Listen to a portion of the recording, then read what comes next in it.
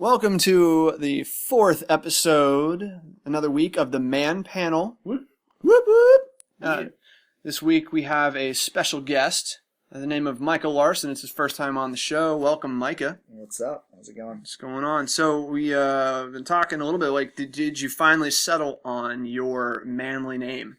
Well, I was thinking, manly, something manly. You could be just call me like Sex God or something. Well, see, we're trying to go a little bit more Christian here, so... Okay, I got you. How about Virgin Sex God?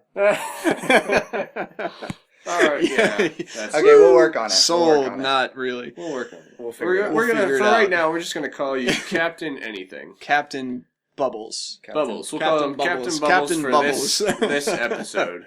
All right. Okay. Bubbles.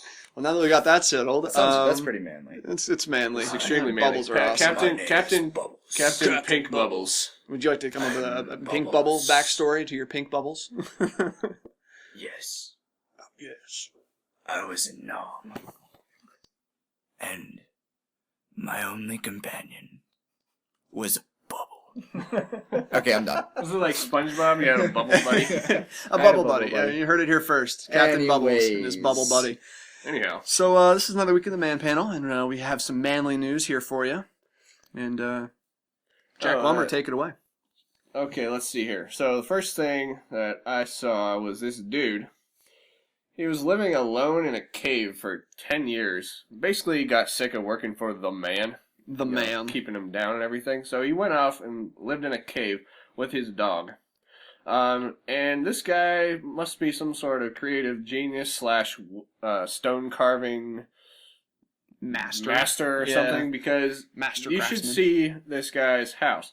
And by house, I mean a cave that he carved into a beautiful work of art that you could easily see, putting awesome furniture and various other things in there. Maybe a bed piled high with with animal furs and heck yeah, and a chair made out of stag antlers, and that's a very manly thing. Yeah, and it's awesome. It's like there's a couple pictures of him, like he's on a ladder right now, carving designs into these rocks. Like a spiral shaped skylight for himself and a hallway and everything. It's really cool. And by the way, we're going to have links to this so you guys can all appreciate this. Yeah, they're really cool. Like, very neat stuff.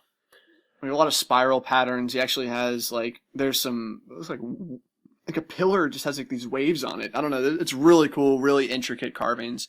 Yeah. And there's a lot of pictures. And a lot of the walls are they're smooth and rounded. Yeah, like you would see in like an ancient Greek temple or something. What if like his dog did that? And he's taking the credit for it. Yeah. What if? It's probably just his dog. He's the genius, and the poor mutt's like, man, take all my credit, bro. Come on. Just because I can't type or speak English, you have to go and take my. You do all that, like Ratatouille. Yeah. Yeah. Anyhow, crazy. That's awesome. So yeah, there will be a link. You'll all get to see the pictures. There's like 20 of them. Thing was pretty cool. All right, and that's one story. Another cool thing that happened this week. I was reading an article about how the U.S. military is apparently the largest buyer of barrels of Jack Daniel's whiskey. Kind of crazy. That's a lot. I didn't know that a lot of our. I think they're like close to between $9,000 and $12,000 per barrel, which has roughly 250 bottles of Jack in it. So yeah, tax dollars going to fund. This is our defense budget right now. Let's give them the benefit of the doubt. Maybe they have new weaponry that runs on Jack Daniels. That'd be kind of Jack neat. Daniels weaponry. Yeah. Squirt gun. My eyes! I'm sure it's highly flammable. As I said, could you light it on fire? You could probably light it on fire. Oh, this is what we're coming to. We were the most advanced military on the planet, and now, since those darn government weirdos cut our budget, now we're reduced to, what do you call them, those... Flaming Jack Daniels bottles. We're throwing them at the enemy. Molotov cocktails. Yeah, exactly. That's how the Romans conquered the earth. That's how it happens. Yeah. So that's here really cool, we're right? Throwing bottles of Jack at the enemy. It's a good. It's a good deal. I like it. Yeah, well done. Buying large barrels of whiskey to light on fire and throw at your enemies. Maybe. Yeah, maybe. Or they're just drinking a lot. I mean, do they just like throw it out maybe and then people get drunk on it and it's like they There just you walk go. in? They're like, oh yeah, we don't mind this so much. We just got a ton of free whiskey. That's cool. They're just Maybe it's a bribe. We'll bribe It's the a enemy. bribe. Here you go. Drink this. Drink this. You'll like it. And No, by the drink way, it. drink it. Yeah. That wouldn't work on radical Muslims, unfortunately. Yeah. They don't drink. Yeah. By the way, we're very much in favor of our military here at the Man Panel. Very supportive. Thank you for all those who serve and are Absolutely. serving currently. We greatly appreciate your sacrifice. And, Yes. Come on. You are heroes. All right, let's see. We have one other story. This one, it hit kind of closer to home for us here Mhm. at the Man Panel. This is awesome. Get ready for awesome sauce. Because we are, as we've stated many times, Christians. Mhm. We love Jesus. We do. Whether or not you guys believe he was God or not, this is an interesting bit of historical discovery about him. So, according to this source, this is one of the first, probably the first eyewitness account of one of Jesus' miracles. Mhm. Because if you guys know anything about biblical scholars and such, and the guys who wrote the New Testament, those were written about 40 years after Jesus left the earth. Right. After he died or ascended, whatever you want to call it.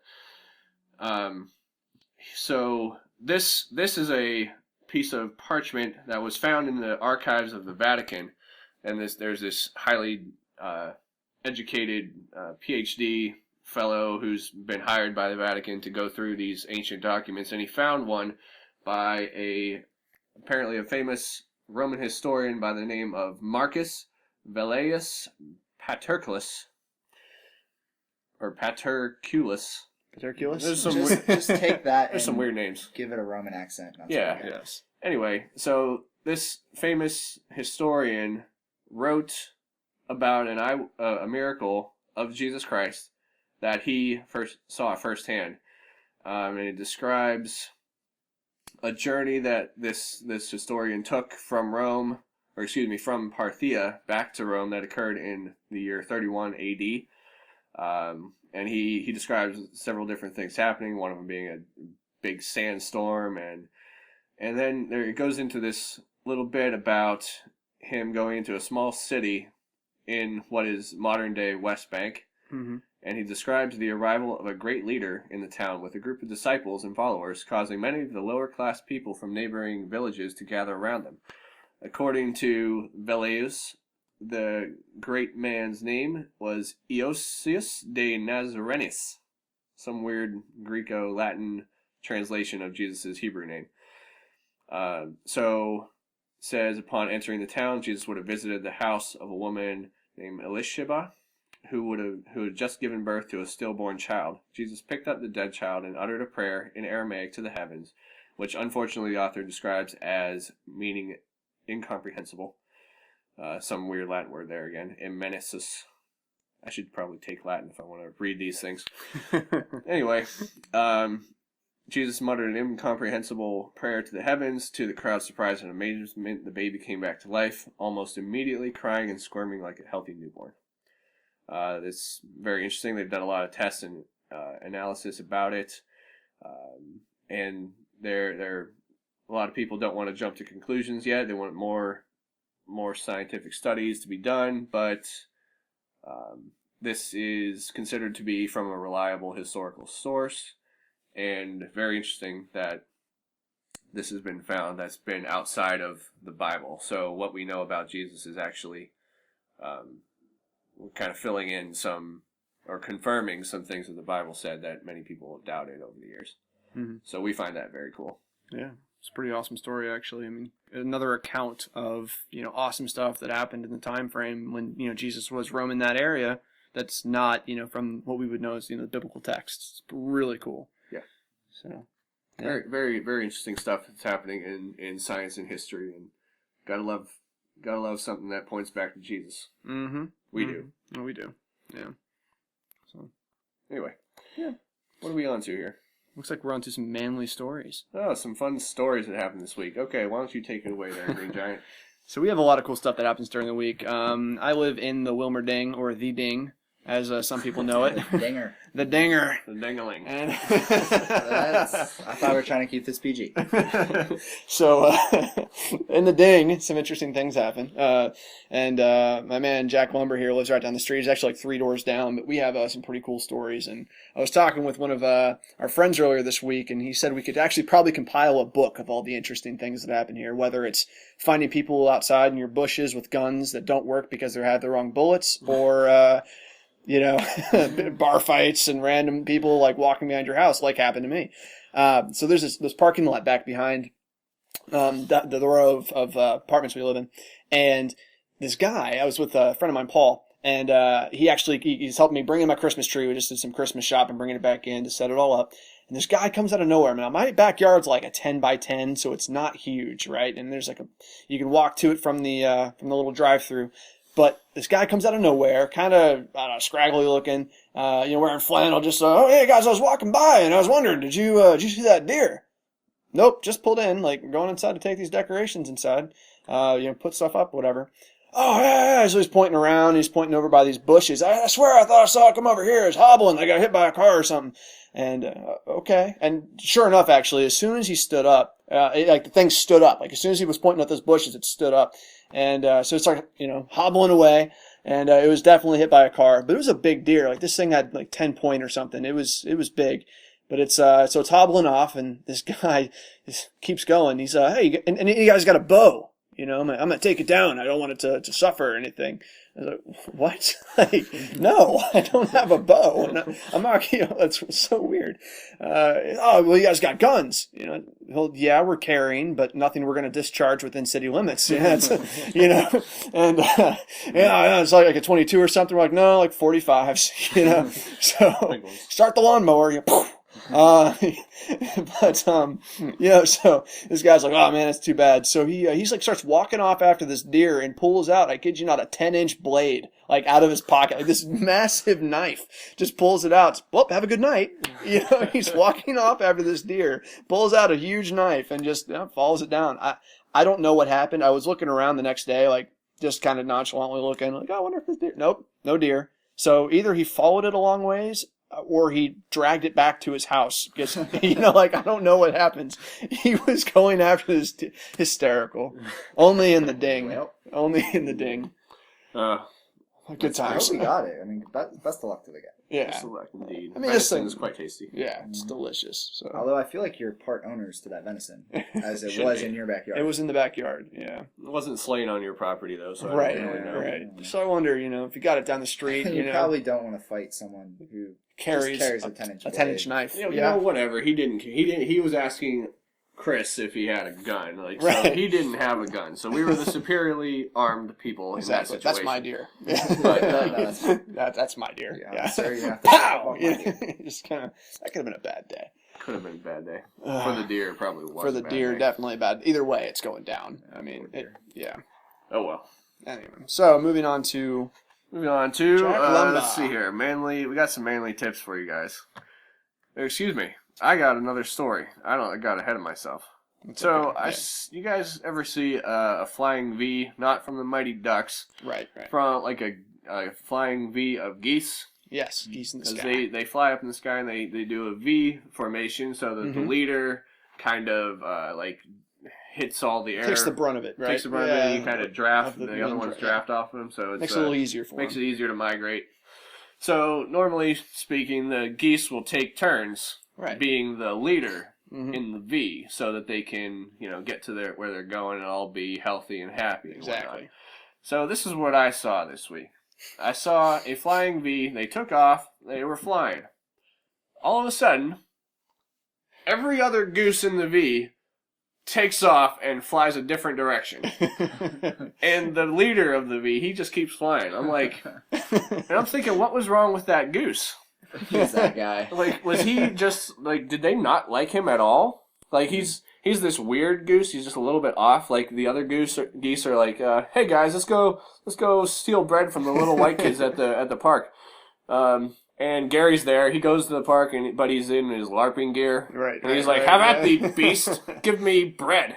And they're like, oh, Gary, gosh. God. Gary the goose. Facepalm. Oh, my gosh. Yeah, face palm with their big wings. With their big wings. Probably really smelly too. Yeah, he probably smelled a little weird. Kind of like So the geese are like, hey, let's mess with Gary. Let's make him the head of the V, and then just take And off then and head ditch to him, Vegas. Like, well, see ya. Yeah, I know how Gary feels because there have been times when I was in a Miracle Mile parking lot. Just and got deep. walking towards my friends, who one of them is sitting here.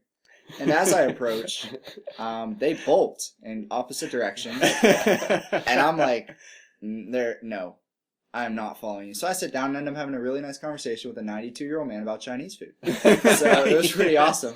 But, I mean, I know how Gary feels, so I feel bad for Gary. I got you.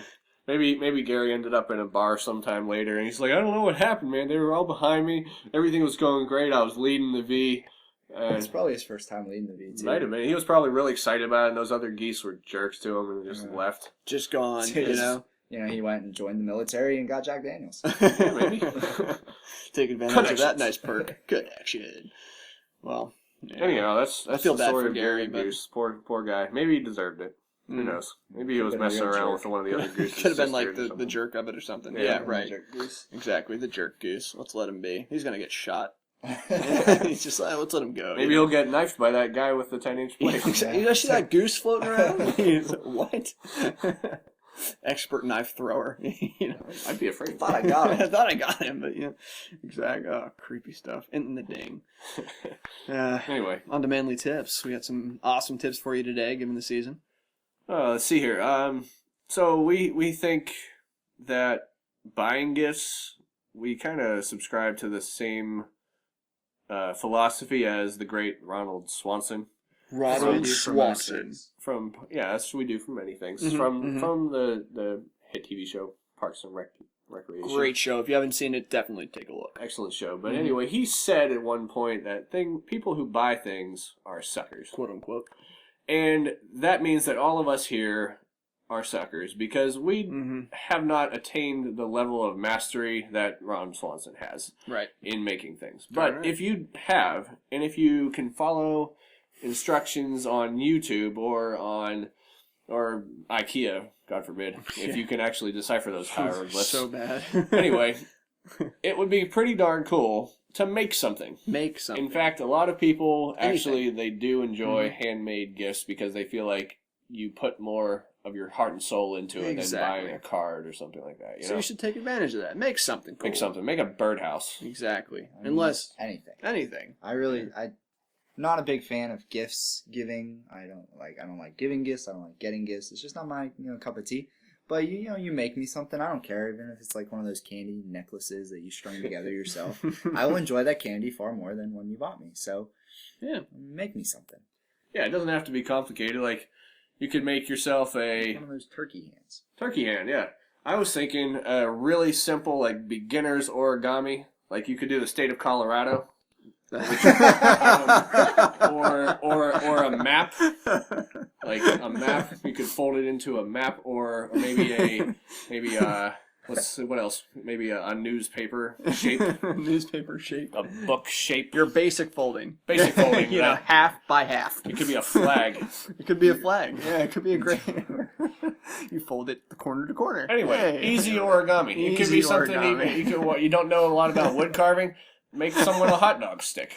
You know? Hey, I would love a handmade hot dog stick or a marshmallow stick for when I was sitting out over the fire. Carve your initials in it and put what is a love circle around it. Like, this is for you. I made this for you. Yeah. This is how much I love you and want you to enjoy hot dogs. Here's your nice poker stick. Yep. Yeah, that's how we do it. Poker. So that's a cool tip. Anyway, next tip. Mr. Green Giant. Or wait, am I starting this? I don't even know. Well, we actually had one interesting thing. Pay attention. It's very important. This is important. I remember. I'm going to take this. You take this one. So, we at the Man Panel, we do not particularly enjoy cats. And by we don't enjoy, we mean we like just yeah. They are the spawn of Satan. Demonic. There is a reason that the Egyptians believe that they guarded the underworld. It's about the only thing they got right. It's the only thing they got right. The cats don't guard like people from entering. They keep people there. Yeah.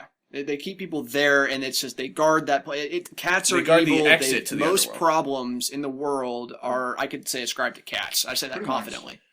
Yes. That. Anyway, so Okay, cats. that are was a evil. really, over exaggeration. But we don't like cats. We don't like cats. So yeah. if you have to have a cat in your life, Right. like we all prefer dogs or birds or spiders even. Iguanas, elephants. elephant, Bedbugs, hippos, like bed bugs, Cockroaches. Anything. right? Anything but a Cat. cat. cat. But if you absolutely have to have a cat, Like if your girlfriend or your wife, if right? your feelings are a little bit different really than want a ours, or cat. if your girlfriend or your wife wants a cat, Right. then you have to get a cat. Then okay, here's what you do: you dye it a weird color. Yep, it's awesome. Exactly. We saw a picture of this cat that somehow was dyed teal. It was not painted. Nope. It was not photoshopped. Its fur was dyed teal, Which was awesome. It looked straight up like it was out of Avatar or something. Like it came awesome. out of the woods, all colored, awesome. Pretty neat. Yeah. So if you're gonna do that, dye it a weird color to make it way cooler. Yeah. That's the tip. And for all of you animal rights people who say that's horrible, how could we ever dye, cats fur teal? I'm all for equal rights for animals. So if I can dye my hair teal, they can dye their hair teal. Amen. Equal rights. Equal rights. So just And they don't have thumbs to do it, so we we have to them, help them. and clearly Yeah. that's what they want It's what they want, because it makes them more acceptable in life. in general. Yeah, and Punk also rock. just kind of like a small tangent here, but in regards to cats being awful, they're no good for anything. I think honestly, again, I'm gonna keep going back. I know we've already harped on it a little bit, but hey, Christian, by chance, did you hear that story about the cat that saved 5 people from a burning building? 5 people, you say, from a burning building? That's right. Saved? I didn't hear No, that yeah, story. exactly, because it didn't happen. All right, these cats no are way. off. In fact, I'm willing to bet it started the fire. Probably All did. right, yeah. It was like I didn't get the right meal today. Boom. I was expecting Mhm. crab cakes, Exactly. but I ended up with fish sticks. So I'm gonna set this place on fire. You've all gone to bed, and there's some matches laying out. Looks like I'm going to start a fire in the house, and it's going to get blamed on the dog. It's terrible. On that point, like we have originally said, they don't have thumbs, so the matches would not be the thing that started the fire, but rather its hellish powers. Hellish powers. Yeah, I never thought of that. yeah. I didn't know that power. It's Careful. terrible. Be Anyway. careful with cats. If you also another thing, if you have to have a cat, dye them a weird color, and also have an exorcism license, so that you can protect your I enjoy family exorcism. spiritually. Prayer circles. Lots of them. Just Seances. Mm-hmm. No, that's the wrong. Yeah, That's the that's the wrong wrong one. thing. That's Yeah. the other. That's thing. the other. It's thing. like trying to communicate with it. Yeah, that's like if you That's- need to speak with your cat, hold a seance. But if you need to protect yourself from your cat, prayer circle, Prayer circles prayer or beads, yeah, a exactly. crucifix. Anything. Holy water. Have- They hate water anyway. That's, Yeah, that's why they hate water. Right? Holy water. Yeah, Never holy water. Have another thing. You could have a priest in your closet. Just Like you could, right just, you there. could just open it up and he'd come out and do an But then the exorcism. priest has to come out of the closet. That's That's weird. another topic. Hmm. Yeah. Well, what about like that whole elf on a shelf thing, but just make it like Jesus on a shelf over there. Yeah. Jesus just- is watching. Jesus you. is watching your cat. That'd be really yeah. creepy. Like I don't think I would ever be able to Do anything. anything. Mm-hmm. Jesus on a shelf. Like, Yeah.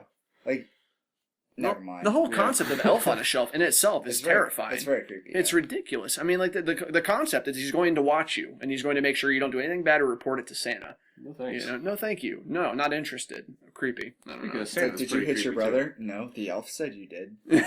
What? Uh-oh. Yeah. We've all seen, there's some people out there who've seen, scary movies. Like, they have to, yeah, that's a scary movie. That's That would be waiting to great- happen. I'm sure it's gonna happen. All right. Yeah, horrifying. Elf on a shelf, and it just, like, smiles, like, I know what you did And then, last like- summer, If you think about it, some concept of Santa Claus is kind of scary too. He sees Can you when be, you're yeah. sleeping. He knows when you're awake. Yeah. Why does he know that stuff? How does he He's know a these pedophile. things? It's a little creepy.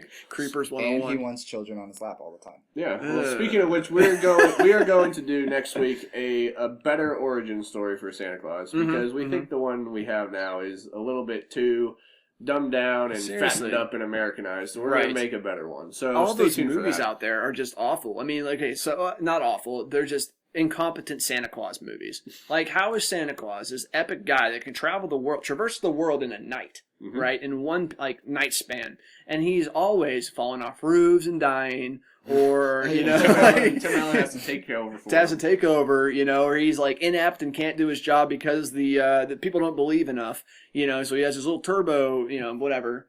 machine. It keeps him going through the air, his engine, and then it breaks, Yeah, well, so we're going to It's the make him most better. incompetent Santa Claus movie. Just like Clark Kent in Smallville was an incompetent Superman. Right. And Superman himself is kind of an incompetent Superman. Seriously. Pretty lame. Anyway, come on. let's go back to cats real quick. No, go back to something that just really bothers me that I thought of today? Mm-hmm. You know those people that have those little paw prints on their car that say who rescued who? Like, how is that a question? Were you in a prison where they were going to kill you and your dog came and got you out of that? Paid money to save you? No. You went and did that for the dog. The dog had no idea who you were. He was not coming to rescue you at all. Mm-hmm. You had to go, take time out of your day, go down to the pound where this dog was going to die, pay money to save them from that. Don't give me any bullcrap about how you were depressed and the dog saved you from that.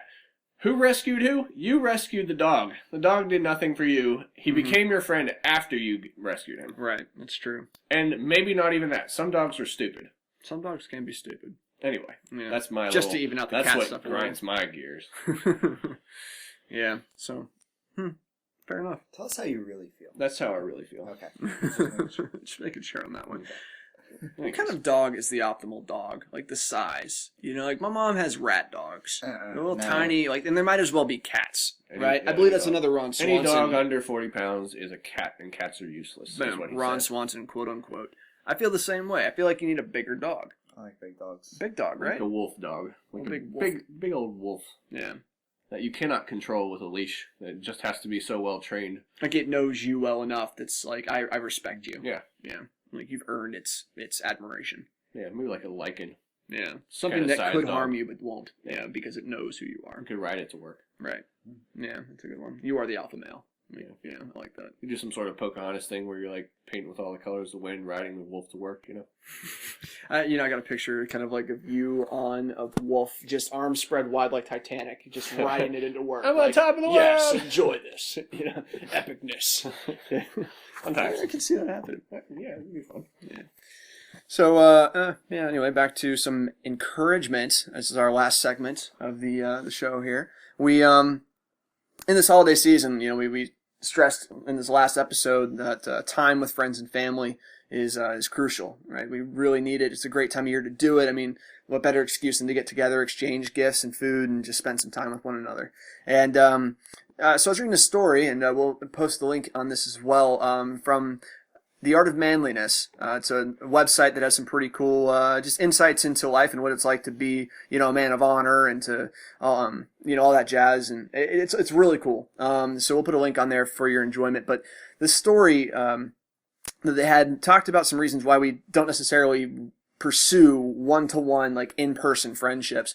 And so 3 reasons here, I guess, that people try to avoid those interactions would be the fear of rejection, which is a valid thing. A lot of times we use social media, for example, to take the sting out of maybe someone not wanting to either be our friend or maybe they don't accept us for who we are entirely. And it can take a while to build that friendship too, which is another point actually is kind of like the laziness factor of it. Whenever you get online, it's really easy to message somebody, to type a few words away. You're behind your computer. You don't have to go anywhere.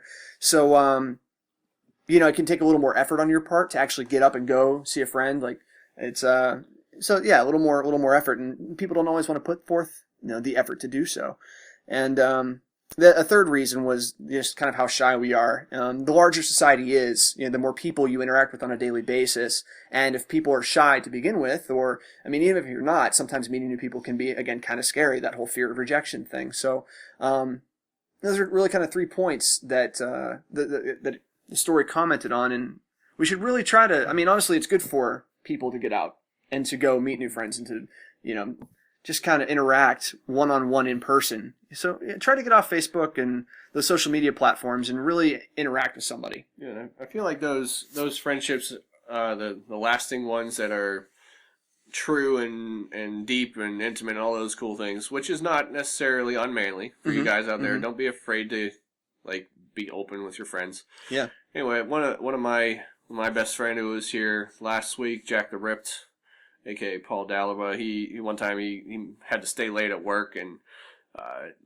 wasn't able to get a ride on the bus or anything. He called me. He's like, dude, I don't know who else I could call. Can you come get me? And of course, Mhm. and the guys I'm sitting with now, like we'd all have each other's backs, and you don't really get that with an online presence per Right. se. I read once that social media is an edited version of yourself. Yeah. So I'm able to dictate what you see about me and what you don't. I'm able to pick and choose what parts of me I want to reveal. So obviously I'm going to put my highlight reel out there. I'm going to put out all the best pictures that I take. I scroll through 50 pictures to find one that I'm willing to put on social media. And I put out like my funniest status. I thought of 1,000 things to say that day, but I only put one on Facebook because it was, so good. And I can type and then backspace because, oh wow, that was dumb. But in real life, like there's no second chance. There's no edit. And it's out there. It comes out. You say stupid gone. things. People get to see the real you, the stupid parts of you, the dumb parts, the Angry ucky parts. like the stuff that you don't want anybody to see. But that's where real friendship is formed. Is when someone sees the real you and is like, you know what, you're cool anyways. I'm cool to spend time with you no matter what. Even when there's the angry and ugly and yucky, because we all have those parts. Yeah. And without that, it's a surface level friendship, and you'll end up even lonelier than you started if that's what you're looking for. Won't feel any real connection with anybody. And that's the thing, you these deep friendships, getting past this fear of being rejected and being shy and not wanting to put the effort in. Like, if you can get past all that, then you can really form some lifelong friendships that are going to be so much more rewarding than if you spent 3 hours on Facebook adding 300 friends to your already expansive group of network. And you're going to be able to be real and be open and actually have people to work with you through issues in your life, and they're going to build you up, and help you live a more full and rich life. So yep. Cool. So that's about it for this episode. Thank you guys for listening this week. I hope you enjoyed it. We hope you share with your friends and family and make them listen to us because we're awesome. We are awesome. We're so awesome and so humble. Probably the best thing about us is our humility. Yeah, it's totally the best quality. Anyway, we hope you guys do those things. We hope you like this video and check out the links. Any comments and comments, anything. As always, we'd love to hear from you. Yeah. But if any of you are jerks, we will delete you and not respond. So exactly, don't be a jerk. Have fun with that. Coming up, all of our cholesterol for all the bacon we ate this morning. Yes. We had a nice brunch at church. It was pretty cool. It was awesome, but very unhealthy. Yeah. Also coming up, we're gonna do next week a manly movie review of The Hobbit. No, we won't spoil it, but we're gonna tell you how awesome it is and that you need to see it. We can't wait. We're We've already decided it's gonna be great. Yeah, there's no way it can't be. Yeah. Anyhow, and also, like I mentioned before, we will do a spin-off episode, a short story, if you will, of the origin of Epic Santa. Epic Santa. Which I will be writing later. That's right. Anyway, that's all we got. So, hey, thanks for tuning in, and we'll talk to you guys next week. Alrighty. All right, Man Panel out. Peace. Peace.